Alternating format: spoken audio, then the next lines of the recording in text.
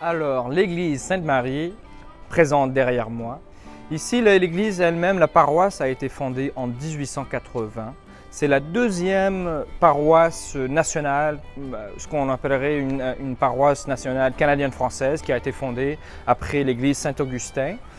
Cette église-là, qui se trouve derrière moi, est vraiment particulière par rapport à son architecture. Là, on parle de son style gothique, néo-gothique.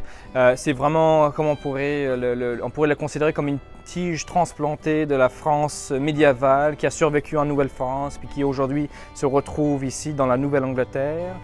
Cette paroisse a été surtout connue pour son deuxième curé, c'était le curé Pierre Évé, donc Monseigneur Pierre Évé. Si vous allez vous balader ici dans le quartier Notre-Dame, vous allez vite vous rendre compte que cette personne, cet homme-là, avait une importance primordiale pour cette paroisse. Ici, on se retrouve exactement sur l'esplanade du Monseigneur Pierre Évé. Et Pierre Évé, c'était un curé qui est né au Québec, à Saint-Jude, dans le comté de Saint-Hyacinthe, et qui, avec le temps, a été demandé de venir en Nouvelle-Angleterre comme prêtre missionnaire pour les Canadiens français. Il a d'abord commencé à Lewiston, dans le Maine, et plus tard, il est venu ici à Manchester, où il a vraiment fait son œuvre le plus importante, qui était la paroisse Sainte-Marie. Pierre Évé, le Monseigneur Pierre Évé était un homme énormément zélé pour la cause canadienne-française.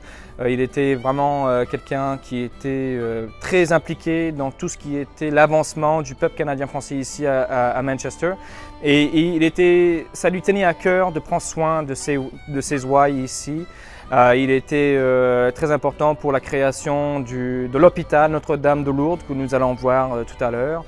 Il était essentiel de faire venir les frères maristes pour l'instruction des élèves canadiens-français ici. Et donc aujourd'hui, quand vous allez vous promener, effectivement, vous allez remarquer beaucoup de noms de rues ou bien des noms de monuments qui portent son nom. Car les paroissiens d'antan, lorsqu'on parle des années 1880 et autres, et plus tard, jusque dans les années début 1900, étaient vraiment très redevants envers lui pour tout ce qu'il a fait pour ses paroissiens.